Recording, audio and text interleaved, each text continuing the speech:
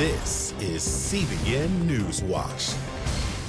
And thank you so much for joining us for this first edition of CBN NewsWatch for Tuesday, August 13th. I'm Ephraim Graham. Ahead today, could the economy fall into a recession? Analysts warn that a downturn is increasingly possible, and that could become a major issue in next year's election.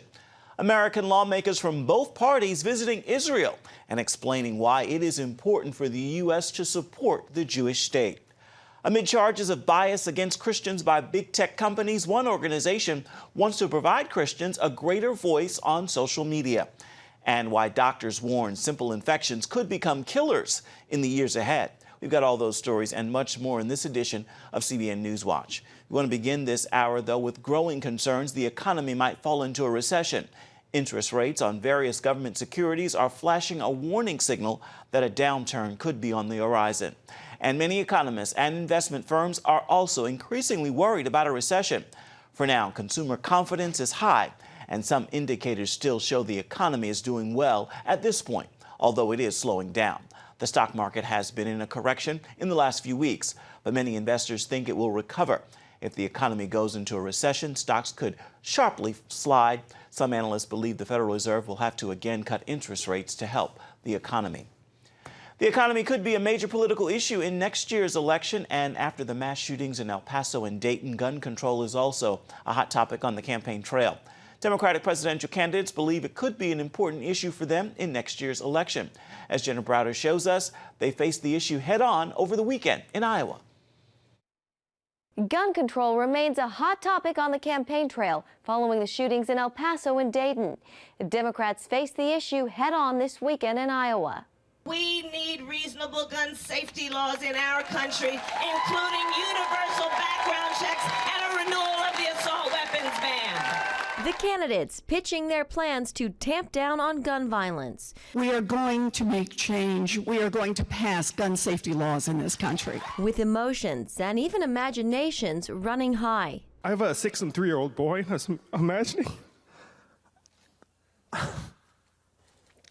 I was imagining it was one of them that got shot and the other saw it. I'm so sorry. And in a New York Times op-ed, frontrunner Joe Biden said he would reinstate a ban on assault-style weapons. Back in Washington, President Trump wants stricter background checks, and Senate Majority Leader Mitch McConnell looks to be on board, saying gun control will be on the schedule next month when Congress reconvenes. Still, many of these 2020 candidates lay the blame at the president's feet. Congressman Steve Scalise was shot in 2017 by a Bernie Sanders supporter and says that's unfair. To try to assign blame to somebody else, I think, is a very slippery slope. Because the president's no more responsible for that shooting as your next guest, Bernie Sanders, is for my shooting. And he's not, by the way, responsible. The shooter is responsible. What we need to do is find out those people that have slipped through the cracks. Scalise says he doesn't agree that stronger background checks are needed. He would rather see existing laws more strictly enforced. In Washington, Jenna Browder, CBN News. U.S. officials believe Russia just tested a missile that, if perfected, could deliver nuclear warheads in a doomsday scenario. The nuclear-powered weapon, dubbed Skyfall by NATO, is designed to deliver warheads at long range and high speeds. Russian President Vladimir Putin unveiled the development of the device last year. Last week's test was unsuccessful, resulting in the death of a number of nuclear engineers and a spike in radiation in a nearby town. Still, defense experts say this should serve as a wake-up call for the United States. The biggest nuclear threat remains Russia because they're the only other country with an arsenal that does pose an existential threat to the United States. American lawmakers are in Israel to show support for the Jewish state, but a few well-known Democratic freshmen from the House decided not to go. The Squad, as they're called, have been vocal critics of Israel. As one U.S. leader told CBN News, the trips are vital to helping U.S. legislators understand the challenges Israel faces. CBN News Middle East Bureau Chief Chris Mitchell brings us the story now from Jerusalem. Those notably missing from the delegation were Congresswomen Rashida Tlaib, Ayanna Presley, Ilhan Omar, and Alexandria Ocasio-Cortez, otherwise known as the Squad. All have been outspoken against Israel.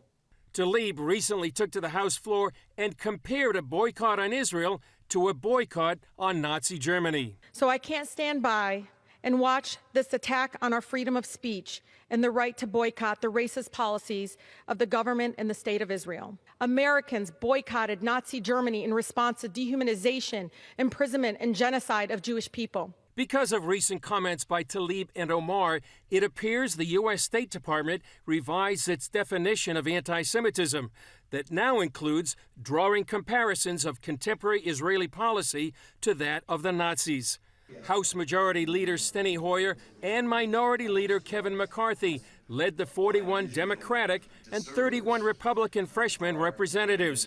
They agreed if the squad came with an open mind, they'd learn more about Israel. If they do that, I think they will have a better understanding and better support for the interests of both the Israelis and the Palestinian people.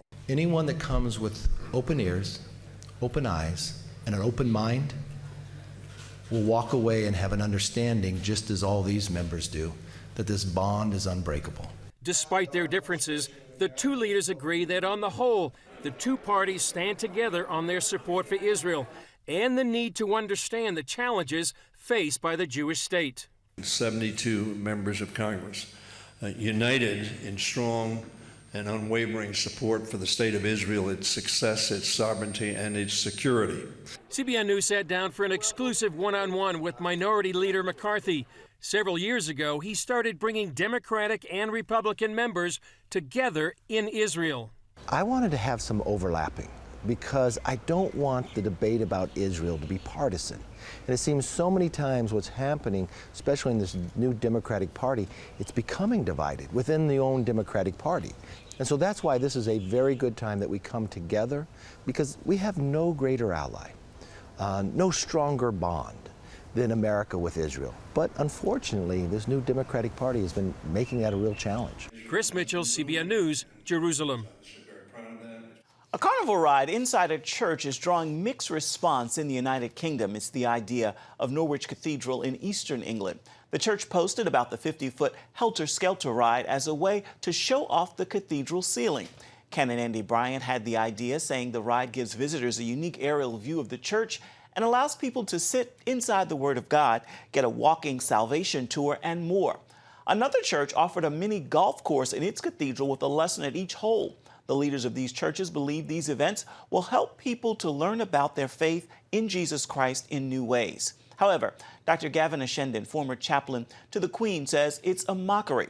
He told the British newspaper, The Telegraph, it becomes blasphemy at the point where the cathedrals represent a long line of belief, much of which is martyred belief. People have paid with their lives to believe in Christ, and cathedral is corporal embodiment of Christ. You can find the full story at cbnnews.com. Coming up, amid charges and examples of bias by big tech companies against conservatives and Christians, we're going to show you how one online organization is working to give Christians a louder voice in social media. Stay with us.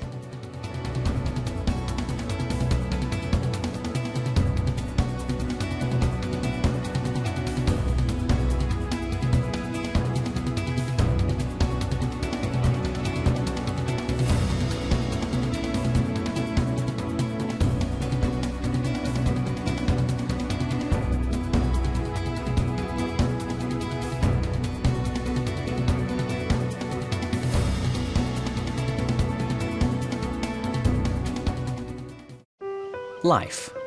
It's meant to be lived fully. Jesus said it. I came to give you life. Life to the fullest. Life in your family. Life in your finances. Life in your body, mind, and spirit. Life in your everyday. At CBN.com, we're taking what Jesus said seriously. We're here to help you discover life. Life. Live it fully. CBN.com. Want to be a part of a community that inspires your spiritual growth while winning prizes? The all-new MyCBN app. Connect with the community for prayer and encouragement. Track and set spiritual goals. Enjoy conversation starters with friends and family. And collect points to win prizes. The all-new MyCBN app. A great place to belong. Download the app at cbn.com/mobile. Grow, connect, have fun. The all-new MyCBN app. Watch breaking news, in-depth exclusive stories and programs, from health to entertainment, you won't find anywhere else. The CBN News Channel, a perspective you can trust. Enjoy credible news reporting from around the world. Discover inspiring programs and stories of hope, all in one place, from a Christian perspective. The CBN News Channel, a perspective you can trust. Check your local listings or visit cbnnewschannel.com. Come home to the sounds of Southern Gospel from CBN Radio. You'll enjoy a rich Southern blend of bluegrass, classic gospel, and Southern gospel favorites like the Gaithers, the Crab Family, and bluegrass sounds like Mountain Faith. So make yourself at home with the all-new CBN Southern Gospel, now available at cbnradio.com.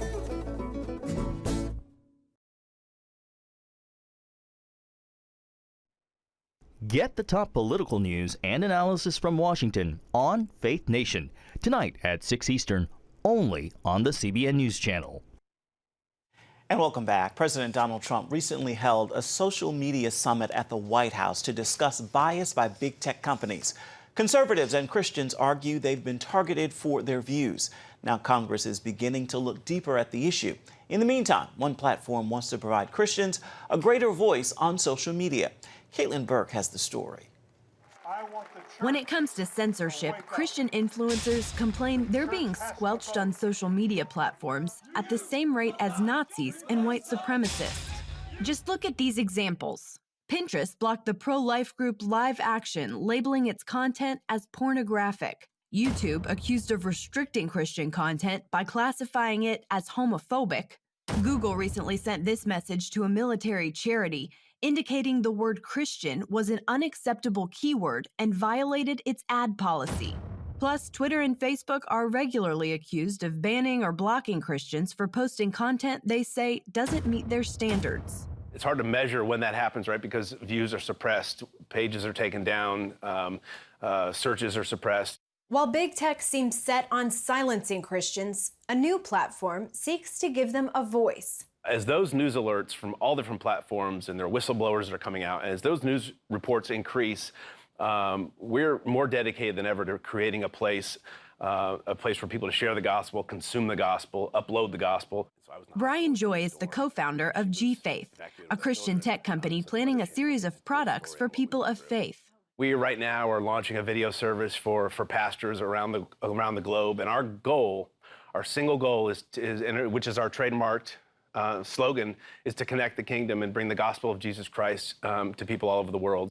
Joy says his video service is different from anything else out there, specifically in the faith world. Our pastors around the globe are uploading their best sermons, their content. Christian podcasters are doing the same, but those video content pieces are getting scattered across hundreds of thousands of different platforms and websites, and our goal is to bring that into one under one roof. Hollywood veteran David Heavener now produces Christian content using platforms like YouTube and Amazon to stream his programming.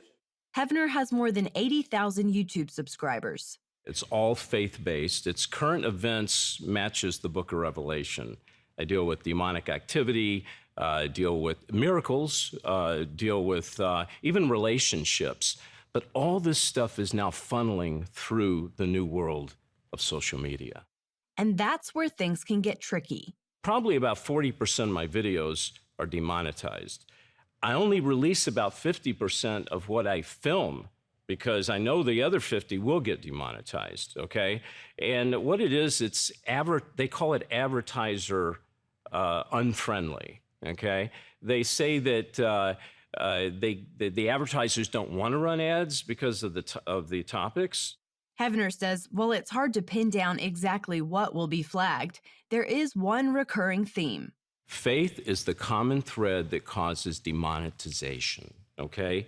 You could take the same topic 9 times out of 10. If you don't mix faith with it, it probably won't get demonetized. Heavener knew Brian Joy and his business partner were working on a new tech platform. When he learned about G-Faith Video, he knew his content belonged there. As content producers like Heavener begin using G-Faith Video, they're able to take advantage of cutting-edge technology, like the platform's keyword or topic search. That's an especially important feature for a growing audience. What reaches a younger generation are clips of content that aren't long. So if we want to reach them where they are, we wanted to develop the technology to pull out meaningful gospel messages in 90-second to 3-minute clips that we could pass around the world. Now that G-Faith Video is live, Joy says he and his partner have a number of new products in the pipeline. It won't be your typical app products or tech products. We're going to be hearing feedback from people and people in ministry and missions and people of youth ministry to find out what do they need, and we're going to develop those products to share the gospel. Hefner says he believes platforms like G-Faith are the future, and he encourages those who have been censored by big tech to do what they have to do to keep sharing. God's given you a story. You need to tell that story and not worry about who you're going to offend. Don't worry about who you're going to try to attract. God will do all that. He's in the business. He's in that business. You've got to be honest to your story, and you've got to pour your heart out and do everything you can to tell that story. Caitlin Burke, CBN News, Panama City, Florida. Still ahead, experts warn simple infections will be killing literally millions of people because the drugs we use now to treat them just won't work anymore. In fact, as we'll show you, it's already starting to happen.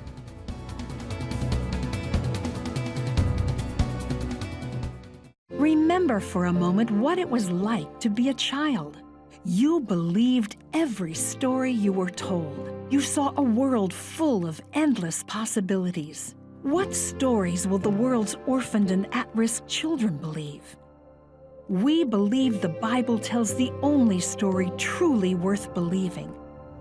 We believe that every child should have the opportunity to dream, the chance to take challenges and turn them into possibilities, the chance to stand on the promises of God, to recognize their place in the greatest story ever told. They have their whole lives ahead of them. Theirs is a world of endless possibilities. They are looking for a story to believe. We will tell them that story. Will you join us?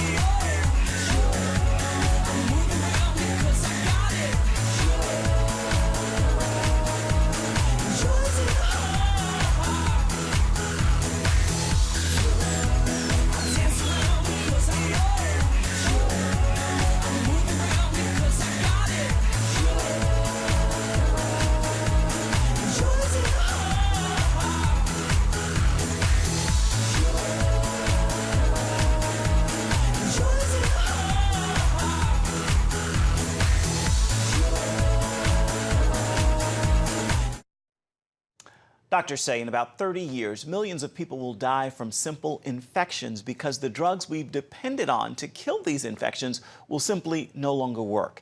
In fact, Lori Johnson reports we're already starting to see it.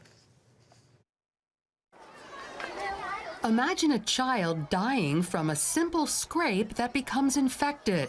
Sound far-fetched? Shame on us if we wait for there to be bodies in the street before we step up to the plate and really begin to address this situation.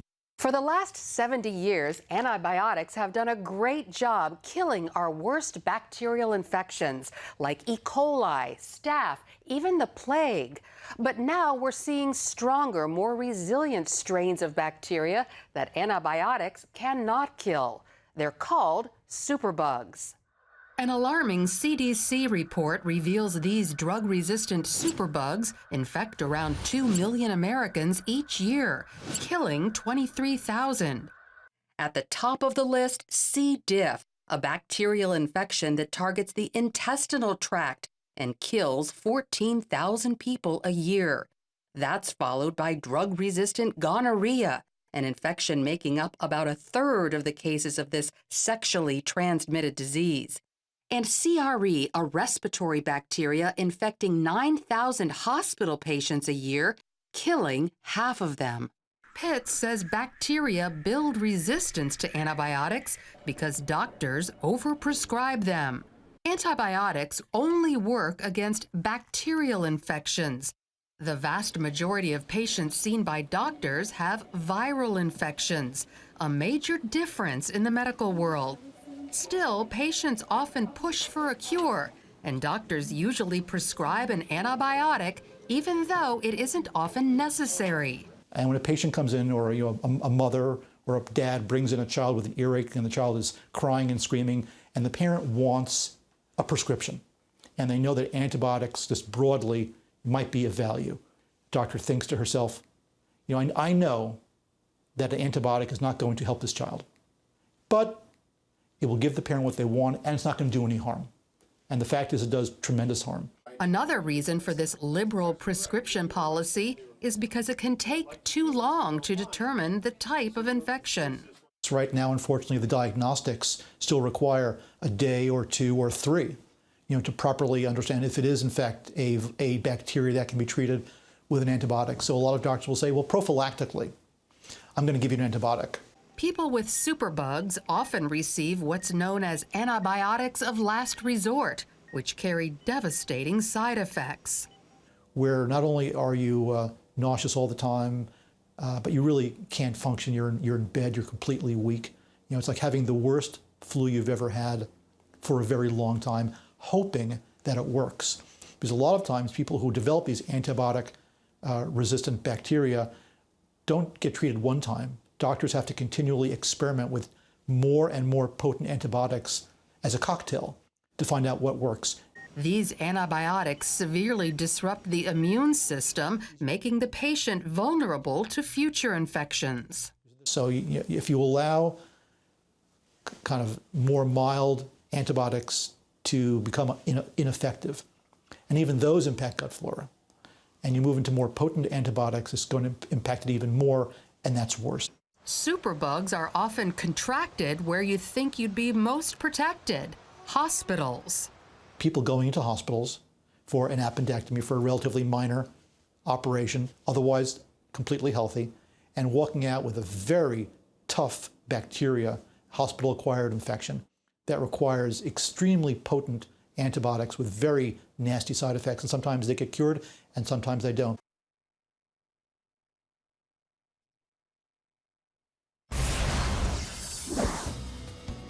And coming up, we've got one author who's going to explain how you need to hold on to your faith even when it is incredibly difficult. Stay with us.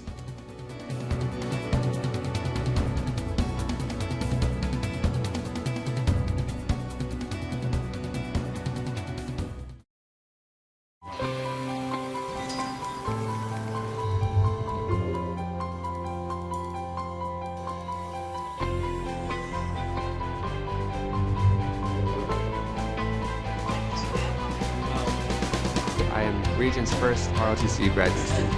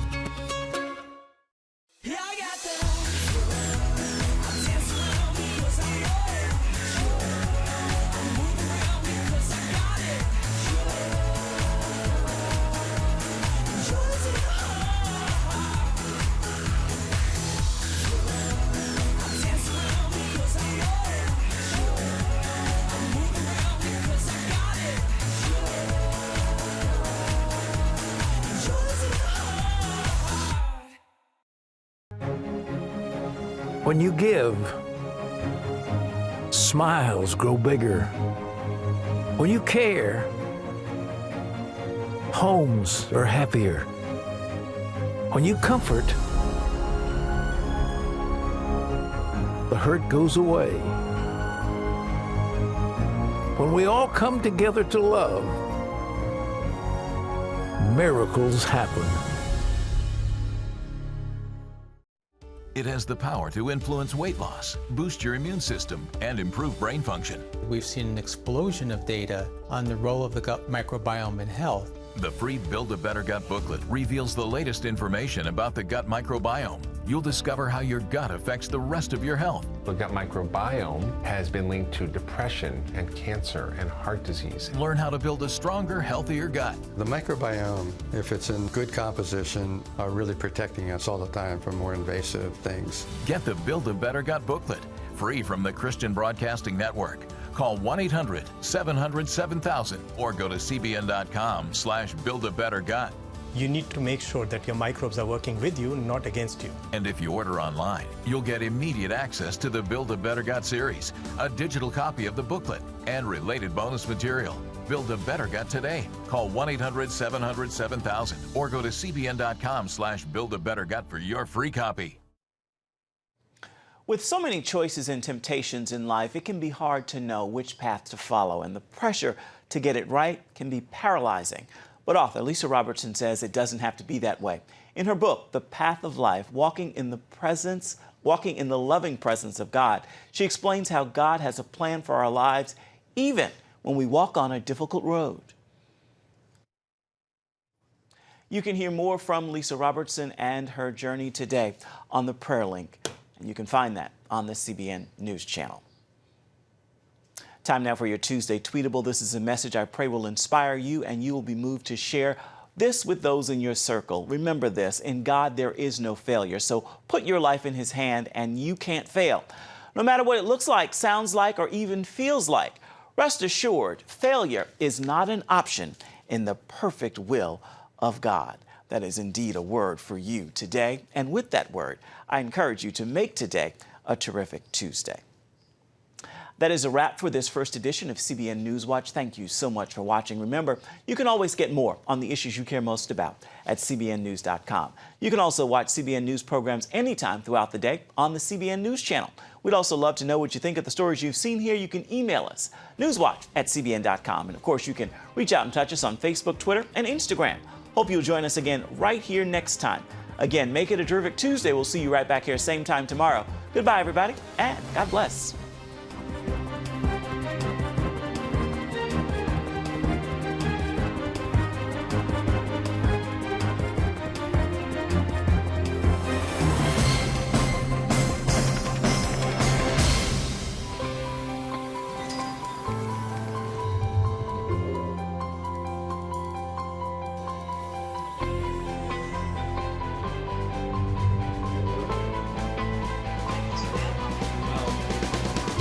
Region's first ROTC graduate student.